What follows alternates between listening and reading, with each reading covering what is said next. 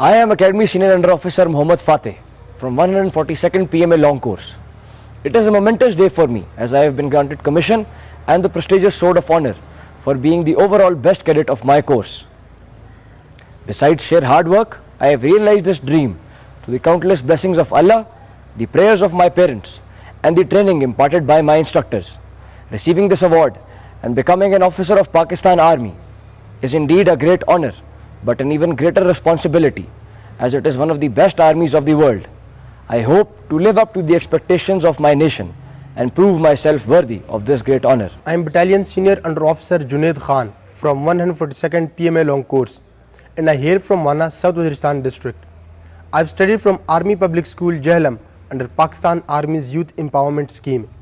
Today I have been awarded with commission and the President's Gold Medal for being the overall second best cadet of my course.